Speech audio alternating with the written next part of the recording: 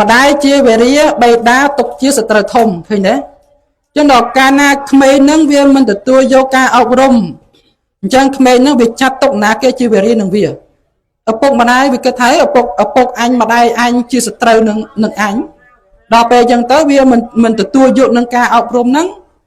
វាទៅជាចាត់ទុកឪពុកម្ដាយទៅជាសត្រូវរបស់វាទៅវិញឃើញទេទីញោមមើលអ្នកខ្លះអីមើលជក់គ្រឿងញៀនជក់គ្រឿងជក់ម៉ាជក់អីទៅដល់ពេលផឹកស្រាផឹកអីទៅស្វឹងវាយឪពុកម្ដាយក៏មានណាសពថ្ងៃហ្នឹងមានច្រើនណាចេះបានថាយើងរឿងសុរានឹងក៏ដោយរឿងអីនឹងក៏ដោយគួរណាតែណាផ្ដាច់ទៅបាទផ្ដាច់ទៅគ្មានបានប្រយោជន៍ស្អីទេហើយប្រទេសមួយដែលរីកចម្រើនមិនមែនជាប្រទេសនឹងសបោអ្នកផឹកស្រាទេប្រទេសមួយរីកចម្រើនគឺប្រទេសនឹងមានការអប់រំប្រជាជនមានចំណេះដឹងណាចឹងបាននៅក្នុងសាកលវិទ្យាល័យ Harvard នៃសហរដ្ឋអាមេរិកញាតិញោមគេយកនេះអាការសមាធិហ្នឹងយកទៅព្យាបាលមនុស្សឆ្កួតញាតិញោមនៅសាកលវិទ្យាល័យ Harvard ណាគេយកអាការអប់រំចិត្តហ្នឹងការសមាធិហ្នឹងយកទៅអប់រំមនុស្សឆ្កួតរហូតដល់ទៅមនុស្សខ្លះមានបាត់បង់សតិស្មារតីដល់ពេលធ្វើការសមាធិហ្នឹងទៅសតិស្មារតីមកវិញទាំងអស់ខ្លាយទៅជាមនុស្សជាវិញទាំងអស់អាហ្នឹងអញ្ចឹងញាតិញោមអញ្ចឹងបានញាតិញោមបិទបរិស័ទស្រីប្រុសអីយើង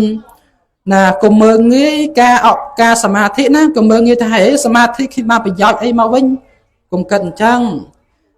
ណ៎ប្រទេសគេជឿនលឿនណាញាតិញោមគេមួយថ្ងៃយ៉ាងហោចណាស់គេឆ្លៀតក្នុងពេល15នាទីគេឆ្លៀត15នាទីដើម្បីនឹងអង្គុយសមាធិគេអង្គុយស្មឹងស្មាតគេអង្គុយស្មឹងស្មាតគេដកដង្ហើមចេញវែងចូលវែងចេញវែងចូលវែងទៅបន្ទាប់មកគេស្មឹងស្មាតណាគេប្រមូលចិត្តគំនិតផងគេដាក់មករួមមកដុំមកហ្នឹងហើយអាហ្នឹងហើយបានគេហៅថាជាការសមាធិអញ្ចឹងការសមាធិនេះមិនមែនធ្វើឲ្យយើងនឹងណាអសកម្មទេមានន័យថាការសមាធិវាធ្វើឲ្យមនុស្សកែចរិតចរិយាសម្បត្តិមនុស្សតែមនុស្សខ្លះមិនងាយក្នុងការប្រដៅចឹងបើកាលណាយើងប្រាប់ឲ្យមនុស្សនឹងមានការទៅសមាធិមានការទៅអប់រំផ្លូវចិត្តវាធ្វើឲ្យមនុស្សនឹងងាយជាមនុស្សដែលងាយនឹងប្រដៅអាហ្នឹងអញ្ចឹងណាញោមណាបាទចឹងឥឡូវយើងមើលនៅក្នុងកម្មវិធីបុណ្យយើងអញ្ចឹងញោមកម្មវិធីបុណ្យយើងនេះញោមដឹងហើយថាជាបុណ្យសពនេះគឺយើងធ្វើដើម្បីទី1តក្ខណានុទាននៅសម័យព្រះញោមហ៎នៅសម័យព្រះបុណ្យសពនៅសម័យព្រះមានការបញ្ចុះសពផងមានការយកសពនឹងទៅបោះចោលក្នុងទឹកមានការយកសពនឹងទៅបោះចោលក្នុងព្រៃមានការយកសពនឹងទៅដុតចោលចឹងទៅនៅសម័យព្រះនៅប្រទេសឥណ្ឌាឥឡូវនៅប្រទេសឥណ្ឌានៅតែមានចឹងរឿងយកសពទៅបោះចោលក្នុងទឹកនោះនៅតែមានចឹងទលេកុងគីខ្ញុំមើលតាម YouTube ឃើញហ្នឹងហើយមើលតាម Facebook ឃើញណាទលេកុងគីហ្នឹងគេជំនឿគេខាងព្រហ្មញ្ញសាសនាគេជំនឿអញ្ចឹងគេជំនឿថាទលេកុងគីហ្នឹងជាទន្លេដែលស័ក្តិសិទ្ធិអាចជំរះឲ្យមនុស្សមានបរិសុទ្ធទៅបានជំរះនៅបាបណាធ្វើឲ្យមនុស្សបរិសុទ្ធទៅបានគេទៅងូតទឹកនៅទលេកុងគីហ្នឹងហើយជាមនុស្សអញ្ចឹងបានញោមមើលជំនឿផ្សេងច្រើនណាស់រឿងឲ្យជំនឿទៅងូតទឹកហើយឲ្យបរិសុទ្ធនោះវាគ្មានទេព្រះសម្មាសម្ពុទ្ធទ្រង់ថាមនុស្សបរិសុទ្ធឬក៏មិនបរិសុទ្ធវាស្ថិតនៅលើចិត្តរបស់មនុស្សនោះបើកាលណាមនុស្សហ្នឹងវាក្រោតច្រាំងខឹងច្រាវមនុស្សហ្នឹងអត់បរិសុទ្ធទេតែបើមនុស្សហ្នឹងមានការគិតទៅមានសមាធិយល់ដឹងត្រូវអាហ្នឹងគេមនុស្សហ្នឹងបរិសុទ្ធចិត្តហ្នឹងវាបរិសុទ្ធដល់ពេលយើងថាតងូតទឹកទៅជំរះបាបទៅបានយើងបរិសុទ្ធអាហ្នឹងជាជំនឿអត់មានបញ្ញាទេមានបញ្ញាទេព្រោះថាជំនឿអស់ហ្នឹងវាធ្វើឲ្យមនុស្សគិតខុសណាគិតខុសបានព្រះសម្មាសម្ពុទ្ធទ្រង់ទម្លាយនៅសច្ចធម៌ត្រង់កន្លែងហ្នឹង មានព្រាហ្មណ៍ម្នាក់ហ្នឹងគាត់កាន់សាសនាប្រមាញ់ហ្នឹងឯងគាត់ទៅងូតទឹកនៅទន្លេកុងគាហ្នឹងនៅសម័យព្រះណាទៅងូតទឹកនៅទន្លេកុងគាហ្នឹងងូតងើបនេះខែល្ងាអញ្ចឹងខែល្ងាអញ្ចឹងក៏គាត់ទៅងូតទឹកហ្នឹងដែរដល់ពេលមានក្មេងម្នាក់ហ្នឹងគាត់ហ្នឹងក្មេងហ្នឹងគាត់ក្មេងជាងគាត់ទេគាត់ហ្នឹងបានសម្រេចនៅសោតតាគាត់ឃើញតាគាត់ហ្នឹងធ្វើអញ្ចឹងបានគាត់ហ្នឹងថាចង់ប្រាប់តាដើម្បីកុំឲ្យគាត់ហ្នឹងពង្វេងទៀតបានទៅសួរថាតាកំពុងធ្វើអីហ្នឹងតាកំពុងតែចម្រះបាបព្រោះតាមានបាបច្រើនចម្រះបាបទៅឲ្យតានឹងវាបរិសុទ្ធបានក្មេងនឹងវាថាអូល្អតាណោះធ្វើអញ្ចឹងណាថាចេះកសួរហ្នឹងហើយបានមកស្ទុះទៀតថាតាកំពុងធ្វើអីហ្នឹងតាប្រាប់ហើយថាតាកំពុងតែចម្រះបាបមកស្ទុះមកសួរទៀតតាកំពុងធ្វើអីហ្នឹងតាខំមកអញកំពុងតែចម្រះបាបអញមិនសួរអញអីក៏សួរម្លេះណាថាតាគិតមើលចម្រះបាបតើបាបវានៅកន្លែងណាតានឹងដឹងទៀតដឹងថាបាបវានៅក្នុងចិត្តមែនទេតានឹងក៏ដឹងគាត់រៀនដែរគាត់ខាងនេះដែរណាខាងព្រហ្មញ្ញហ្នឹងគេរៀនបច្ចៈអំពីបាបនឹងដែរណាបាបវានៅក្នុងចិត្តហ្នឹងហើយវានៅត្រង់អំពើយើងធ្វើអំពើខូខើអាក្រក់ហ្នឹងអានឹងកើតបាបហើយហ្នឹងហើយបានក្មេងនេះវាថាតាបាបវានៅក្នុងចិត្តយើងហើយយើងលៀងតែខាងក្រៅហ្នឹងវាខាងក្នុងវាអត់លៀងផងបើឯងនឹងអស់ហើយបើតាឯងថាបើតាថាការជំរះបាបហ្នឹងវាអស់អញ្ចឹងត្រីក្តាមនៅក្នុងទឹកហ្នឹងសតតែជាសត្វដែលអស់បាបហើយអញ្ចឹងបើជាសត្វដែលអស់បាបអញ្ចឹងមិនបានគេយកត្រីអីក្តាមអីយកមកបរិភោគទៅមិនកើតបាបទេអានោះបានថាមិនគាត់ឯងថាអញ្ចឹងតែឯងគិតថាចម្រះបាបហ្នឹងវាអស់ហើយចោះត្រីនៅក្នុងហ្នឹងវាអស់បាបហើយមិនក៏វាមិនទៅចាប់បដិសន្ធិកើតជាមនុស្សវិញមកចាំបាច់កើតជាត្រីធ្វើអីហ្នឹងហើយនៅតែក្នុងទឹកពួកត្រីនៅក្នុងទឹកហ្នឹងហើយអាហ្នឹងវាអញ្ចឹងញោមណាចាបានញាតិញោមបបស័តជំនឿក៏ដោយជំនឿអីក៏ដោយជឿដោយបញ្ញាកុំចិត្តតែជឿបាទកាលណាយើងជឿអត់មានបញ្ញាទេគេបោកយើងបានញាតិញោមឥឡូវនេះគេបោកបានតែអ្នកជឿណាស្រួលជាពិសេសយាយគេបោកបានយាយតាបងហើយគេបោកបានភាគច្រើនណាស់ធ្វើបុណ្យហ្នឹងមកបងស្រួលបោកជាងគេយកតែអ្នកខ្លះទៅគេប្រាប់អញ្ចេះគេប្រាប់ចោតទៅជឿទៅបងជឿទៅចាំបានហើយយើងទាំងអស់គ្នាគេបានព្រះសម្មាសម្ពុទ្ធឲ្យយើងថារៀនធម៌ហ្នឹងណារៀនធម៌ដើម្បីអីដើម្បីកម្ចាត់បងនៅអវិជ្ជាហើយប៉ុណ្ណឹងចាស់ខ្ញុំណា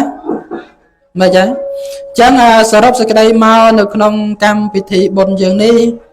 គឺជាបុណ្យដែលជាបណកិច្ច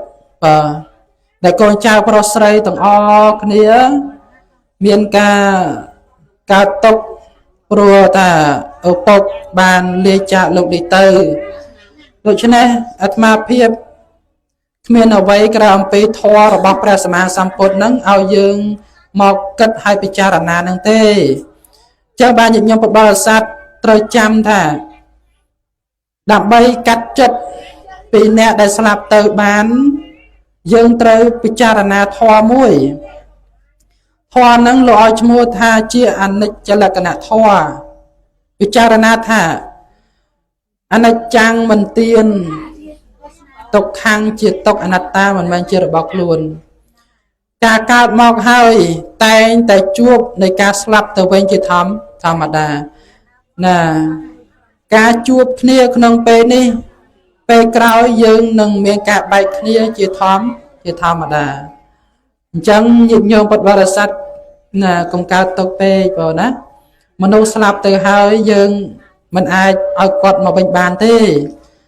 តែយើងគួរណាតែប្រព្រឹត្តឲ្យបានល្អក្នុងជីវិតរបស់យើងបាទព្រោះថាដំណើរជីវិតចុងក្រោយបង្អស់គឺយើងត្រូវតែដើរក្នុងផ្លូវតែម្នាក់ឯងណាគ្មានបរិសស្ត្រីណាគ្មានកូនណាគ្មានញាតិសន្តានណាជូនដំណើរយើងទេចុងក្រោយយើងត្រូវធ្វើដំណើរទៅដោយម្នាក់ឯងតើណាញោមអាចារ្យក៏ដោយលោកសង្ឃក៏ដោយក៏មិនអាចជូនដំណើរញោមបានដែរញោមអាចារ្យនិងព្រះសង្ឃគ្រាន់តែជាអ្នករៀបចំកម្មវិធីបុណ្យឲ្យឧទ្ទិសកុសលផលបុណ្យឲ្យតែប៉ុណ្ណោះប៉ុន្តែខ្សែជីវិតផ្លូវដែលយើងត្រូវទៅវិញគឺទៅម្នាក់ឯងគ្មានបុគ្គលណាទៅតាមទេហើយសូម្បីតែទ្រព្យសម្បត្តិដែលយើងខំរោពីនាយមកយ៉ាងណាក៏ដោយបើទោះជាយើងឲ្យកូនចៅប្រុសស្រីនឹងយកមាសទាំងគីឡូយកមកដាក់ក្នុងមាត់នឹងក៏ដោយហើយដឹកទៅជាមួយក៏មិនអាចទៅជាមួយគាត់បានដែរអាហ្នឹងអញ្ចឹងណាញោមណាអញ្ចឹងមានតែបុណ្យនឹងក៏កុសលទេដែលទៅជាមួយយើងហើយកូនចៅប្រុសស្រីហ្នឹងញោមទៅសួរទៅគ្មានណាគេចង់ទៅជាមួយយើងទេមែនទេញោមឧទាហរណ៍ថាអាអូនណាម៉ែក៏ស្រឡាញ់កូនឯងជាងគេណាអាប៉ៅឥឡូវម៉ែស្លាប់ទៅណាបើសិនតែម៉ែស្លាប់ទៅកូនឯងម៉ែចង់យកកូនឯងទៅជាមួយទៅសួរវាមើលវាទៅជាមួយយើងអត់ញោមទៅសួរអញ្ចឹងមើលអត់ទៅទេព្រោះមិនបានទៅព្រោះសង្សារវាច្រើនដែរណាញោម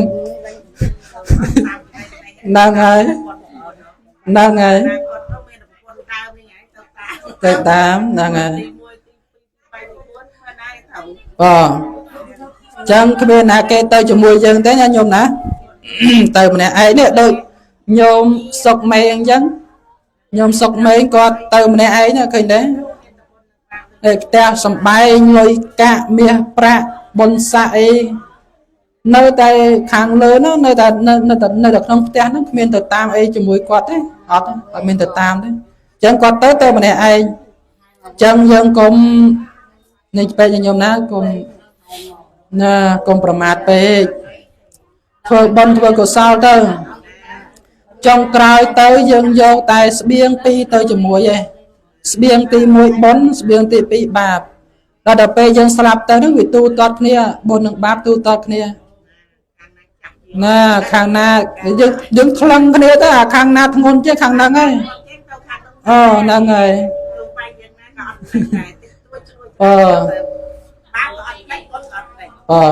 តែញាតិញោមប្រយ័ត្នតែបុណ្យនិងបាបស្មើគ្នាណាពេលខ្លះអ្នកខ្លះបុណ្យបាបស្មើគ្នាចែកអត់ដាច់ទៅឋានណាមិនរួចមានតែទៅឋានយមរាជសិនហើយអ្នកខ្លះអញ្ចឹងញញោមអ្នកខ្លះបុណ្យនិងបាបស្មើគ្នាដល់ពេលស្មើគ្នាវាទៅណាមិនរួចទៅកើតនៅក្នុងឋានយមរាជសិនទៅដល់ឋានយមរាជសួរថាមើលអ្នកឯងមកពីណាខ្ញុំមកពីឋានមនុស្សហើយយមរាជសួរទៀតហើយចាំបើអ្នកឯងមកពីឋានមនុស្សអ្នកឯងដែរធ្វើបុណ្យធ្វើទានអីរក្សាសិលអីដែរហើយអត់បានធ្វើអីផងមិនដឹងជាបានធ្វើឬក៏បានធ្វើអត់ដឹងដែរព្រោះមកដល់នេះភ្លេចអស់លីងហ្នឹងហើយយើងយកខ្លះអញ្ចឹងទៀតហ្នឹងហើយដល់ពេលអញ្ចឹងបានយមរាជសួរទៅដែរសួរថាបានអ្នកឯងមិនដឹងថាបុណ្យអ្នកឯងនៅកន្លែងណាឥឡូវយើងសួរមួយម៉ាត់ថាតើទេវទូតមានប៉ុន្មានអ្វីខ្លះគេសួរអញ្ចឹងណាញោមនៅក្នុងទេវទូតសូត្រណាយមរាជសួរអញ្ចឹងណាញោមណាមានប៉ុន្មានទេវទូតមានប៉ុន្មាន5ហ្នឹងហើយត្រូវហើយមាន5ទី1ទេវទូតទី1មនុស្សកើតឡើងមកហ្នឹងអេះងាហ្នឹងណាក្មេងកើតឡើងមកហ្នឹងទី1មនុស្សកើតទី2មនុស្សឈឺទី3មនុស្សចាស់ទី4មនុស្សស្លាប់ហើយទី5អ្នកទោសអ្នកទោសហ្នឹងគឺសំដៅទៅលើអ្នកដែលកើតឡើងមកធ្វើអំពើអាក្រក់ច្រើនដល់ពេលធ្វើអំពើអាក្រក់ច្រើនហ្នឹងគេចាប់បានទៅធ្វើកើតទៅជាអ្នកទោសអាហ្នឹងអញ្ចឹងណាអញ្ចឹងទេវទូតមាន5យ៉ាងហ្នឹងញោមណាតិចធ្លាក់គេថាផុតភាំងសតិស្មារតីទៅកើតនៅកន្លែងយមរាជអីគេសួរអញ្ចឹងណាញោមណាប្រយ័ត្ន nè nghe lô cái xua chứ tiêm mà hơi hay u tê ho cái xua thà u tê ho thà ba cái xua thà chứ xua thà mơ gì vậy ấy nó than mà nó đây thôi bôn thôi tiền ấy của man đo hay ra cái chơi thái bôn nhóm ròm ở thế bôn nhóm ròm ở thế ở nhóm ròm ở mấy bậc bôn nhóm ròm ở phóng nhưng nhóm thưa bôn là hốt nè ra cái chẳng á bôn tôi bôn thom ấy cho nó nhóm thưa bôn là hốt nè chẳng bao nhiêu nhưng mà sao chát không cá chlao ấy nâng ở chát lại nâng thì cái xua tới thì đấm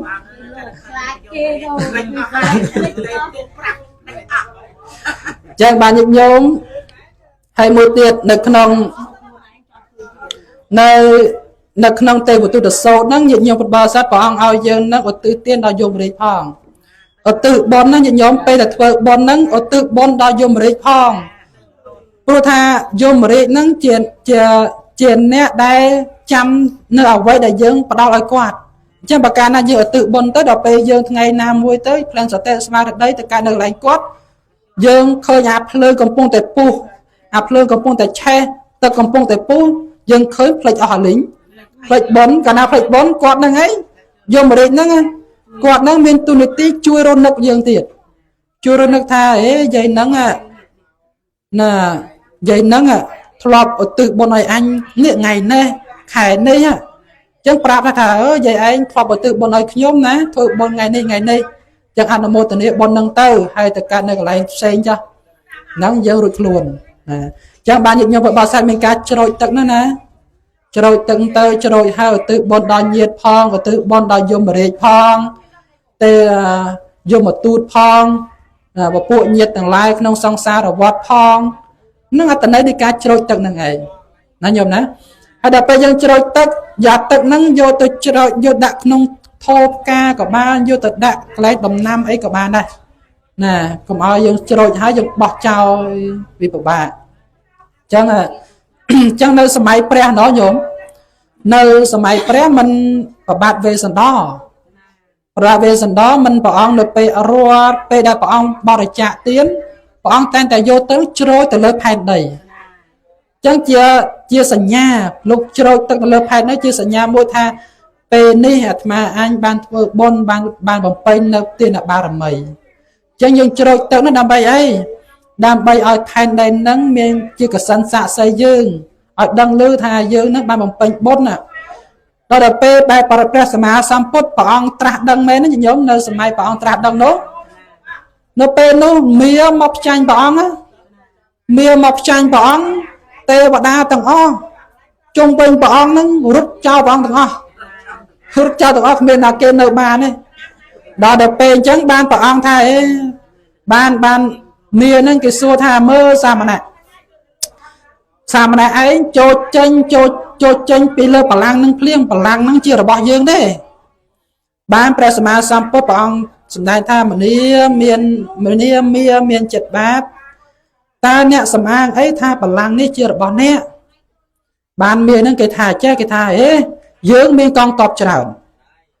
dương miền con tọt tràn chừng nè ấy miền tam nè ấy đi dương chẳng ban bảo lăng pe na của bạn này nè miền nâng cái thà chắc ạ